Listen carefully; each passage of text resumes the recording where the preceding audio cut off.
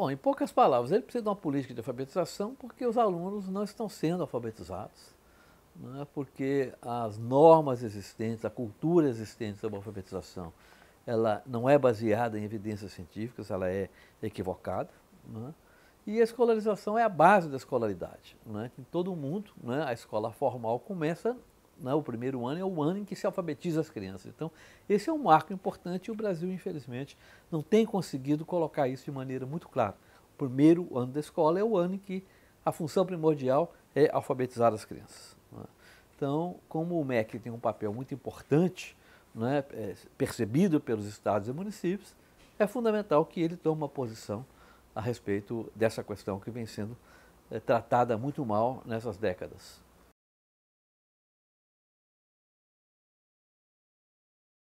Não me parece, né, que as ações, as decisões, os mecanismos existentes, né, no governo federal e também, por reflexo, nos governos estaduais e municipais em geral, têm promovido boas práticas de alfabetização, né? No Brasil ainda persistem, né, mesmo e sobretudo entre as pessoas que se dizem entendidas de educação, né, ideias equivocadas sobre o que é alfabetização, o que é alfabetizar, como alfabetizar, quando alfabetizar, quais são os métodos adequados para alfabetizar, como avaliar para saber se o aluno foi alfabetizado, não é? A diferença entre ler e compreender, que é alvo de muita incompreensão, muito equívoco entre os educadores brasileiros, não é?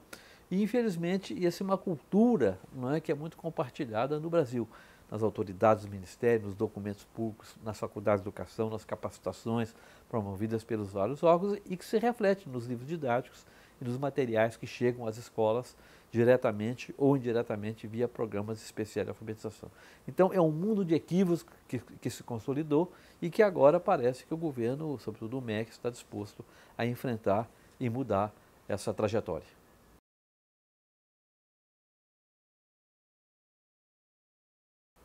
Nós não temos muito dados sobre como era a educação no passado, a gente tem muita história, não é? Mas até a década de 60, não é? E na década de 60 ainda havia no Brasil uma ideia bastante clara que o menino está para a escola para ser alfabetizado, que a alfabetização se dava no primeiro ano escolar, não é? O que eram cartilhas de alfabetização, não é? Que melhores ou piores representavam o conhecimento da época, não é? E a partir da década de 70 isso começou a ruir, né? Houve uma grande contestação, não foi só no Brasil, mas aqui também, sobre a questão da alfabetização, do ensino em geral, da alfabetização em particular, e começou então um desmonte do que tinha e não foi substituído por nada a não ser ideias muito vagas a respeito do ensino em geral, da alfabetização em particular.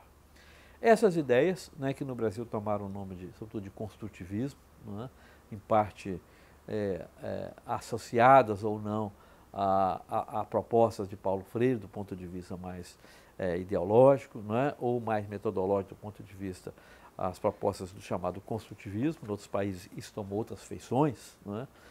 E na década de 90, né, quando o MEC aprovou os seus PCNs, isso entrou oficialmente na política do governo, não é? Então todas essas ideias estão lá, né, dentro do documento das PCNs, dos diretrizes curriculares da época de 90, e que são entronizadas e aí viram um pouco de doutrina oficial, não é, que inspira os currículos, os cursos, os materiais didáticos usados nas escolas do Brasil como um todo.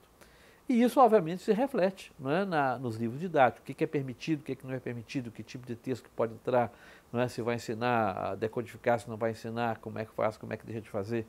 E aí nos programas oficiais, como o PNAE, o programa de alfabetização, né, a retórica, a alfabetização na idade certa, que ano que alfabetiza, que ano que não alfabetiza. Aí há a mudança do currículo de 8 para 9 anos, e aí alfabetiza aos 6 anos, não alfabetiza. Tudo isso foram sendo objetos de equívocos acumulados ao longo do tempo. A ANA, a Avaliação Nacional de Alfabetização, que é um teste que não avalia nada, que ele tem erros metodológicos brutais que já foram reconhecidos pela comunidade acadêmica, mas não pelo Ministério da Educação, não é? O ENAD, que é a prova de saída dos professores, que faz um punhado de perguntas de natureza teórica, ideológica, mas nenhuma pergunta relevante sobre a ciência cognitiva da leitura, sobre a alfabetização, não é? As diretrizes da formação de professores, que insistem nesses mesmos erros, não é?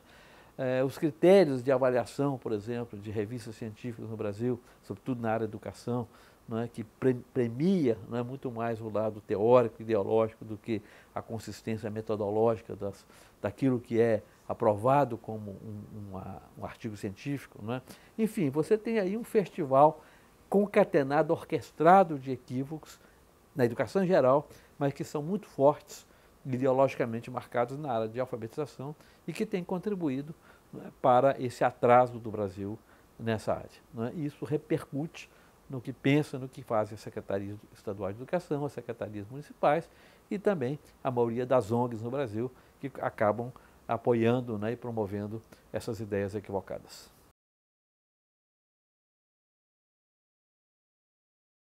Temos, né, nós temos no Brasil uma comunidade acadêmica, né, da ciência cognitiva da leitura, tem algumas dezenas de pesquisadores que publicam no Brasil, alguns deles no exterior, e que estão afinados com a evolução da ciência. Né, em alguns momentos, né, eles se reuniram em grupos, né, eu mesmo articulei alguns desses grupos, em 2003 o relatório apresentado na Câmara dos Deputados, em 2010, 2011 um relatório apresentado na Comissão da Academia Brasileira de Ciências, em 2014 um estudo que fizemos sobre a avaliação nacional da alfabetização. Na etapa final da BNCC, nós conseguimos reunir um grupo de dezenas de pesquisadores que contestou e tentou contribuir, sem sucesso, para a melhoria da questão da alfabetização da BNCC. Ou seja, há um grupo, sim, de brasileiros, de estudiosos do assunto, que estão absolutamente atualizados a respeito do que é científico e do que é eficaz em alfabetização. E há também alguns grupos, né, eu mesmo, né, o Instituto Alfabeto é um deles, que tem propostas concretas, programas e materiais de ensino já implementados em grande escala no Brasil e alguns deles com sucesso comprovado, com evidências, com avaliações de várias natureza que comprovam que nós somos plenamente capazes de alfabetizar as crianças ao final do primeiro ano com sucesso.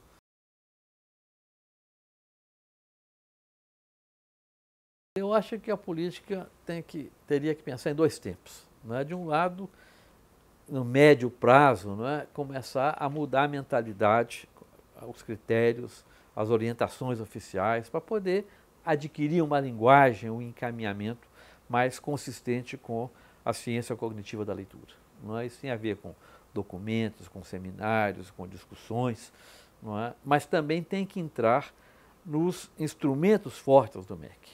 Não é? O mais importante deles é a BNCC. Quer dizer, enquanto a BNCC disser o que diz, né, um conjunto de equívocos sobre a alfabetização no primeiro ano e nos seguintes, e o que não diz na alfabetização infantil, por exemplo, a palavra letra só aparece uma vez na BNCC da educação infantil. Então isso tem que mudar. Por quê? Porque isso reflete no livro didático, no PNLD. Então tem que mudar, né, a BNCC, tem que mudar as regras para o PNLD, porque o livro didático é o grande instrumento que vai chegar lá, que vai orientar os professores, que vai orientar as capacitações. A ANA, não é, que tem que ser uma avaliação nacional da alfabetização, que seja consistente com o que seja a alfabetização aplicada de forma certa, no momento certo. Não é? Então, esses mecanismos são absolutamente fundamentais, que sejam revistos e há diferentes formas de fazer isso. Não é? Seja uma revisão mais global, seja uma revisão mais tópica. Há como fazer isso. Então, de um lado, essas questões conceituais. E, obviamente, essas outras que eu já mencionei. Mudar critério de formação de professores, dos currículos, dos materiais, mas se não tiver isso acertado lá na base, lá na BNCC, etc., vai ser muito difícil corrigir lá na frente. Agora, ao mesmo tempo, é preciso de entrar em campo, mostrar a realidade. É preciso de pegar o que existe, patrocinar e incentivar os estados e municípios. Né? Uma das grandes dificuldades que nós temos, por exemplo, ao implementar os nossos programas nos municípios, não são as dificuldades naturais de implementar, são difíceis, não são essas. É a inconsistência, porque a gente diz uma coisa, mas vem a faculdade diz outra, vem o MEC diz outra, inconsistente. E os municípios vivem no meio dessa inconsistência. Então é importante que o MEC comece a eliminar a inconsistência, não é, com meio de documentos, de posicionamentos formais, BNCC, PNLD, etc., mas também patrocinar maciçamente projetos que já deram certo e que possam contribuir para criar novas realidades e assim você criar uma massa crítica maior em torno desse conceito de educação baseada em evidências, alfabetização baseada em evidências, né, e que promovam efetivamente resultados mensuráveis no curto prazo. Sem isso, nós vamos ficar apenas na retórica e isso pode retroceder a qualquer momento.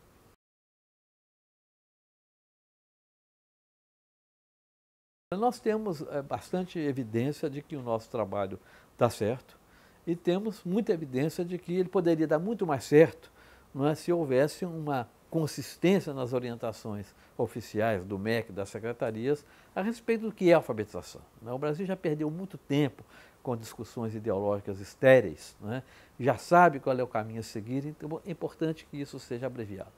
Uma das dificuldades maiores que a gente tem é essa. De um lado, você trabalha com que os professores, os coordenadores, os diretores, eles entendem e veem que dá resultado. Mas, de outro lado, vêm os programas do MEC, vêm as capacitações das universidades, dizendo um punhado de coisas inconsistentes, mas vem com selo oficial. Então, essa inconsistência é o que atrapalha mais. Agora, apesar dessas inconsistências, muitos municípios têm conseguido dar resultados. Nós temos publicado no site do IAB uma série de estudos, inclusive estudos randomizados, inclusive estudos com alfabetização usando software, que mostram, como é no resto do mundo, que quando você usa os princípios da ciência cognitiva de leitura de maneira sistemática e explícita para alfabetizar os alunos, os resultados são melhores. O caso mais espetacular que nós temos é o de Solbrock, que é espetacular em tudo, e a razão é que eles adotam com fidelidade as orientações, não há inconsistência e há uma continuidade ao longo do tempo. Então tem mais de 15 anos que estamos lá com resultados, 98%, 99% dos alunos alfabetizados ao final do primeiro ano e evoluem aí no seu programa de leitura de maneira normal. Teresina é outro município grande, uma capital, e que tem feito avanços enormes. Este ano mesmo, de 2019, nessa altura do ano, já estão com 89%, 90% dos alunos no nível adequado para o mês de setembro, o que mostra que é possível fazer isso em grande escala. E temos vários outros, e temos várias evidências comprovadas, publicadas, de que é possível sim fazer essa alfabetização dentro de um ano, levar as crianças a adquirir um nível de fluência de leitura de 80 a 90 palavras por minuto ao final do primeiro ano e a partir daí então permitir que eles deslanchem no seu sucesso escolar. Mas certamente é um espaço muito grande para que as secretarias municipais, estaduais de educação e o governo federal, através do MEC, deem um impulso, eliminando as inconsistências, promovendo as consistências e ajudando os estados e municípios a implementarem bons programas eficazes para efetivar a alfabetização. E, obviamente, avaliando os resultados para disseminar aquilo que deu mais certo.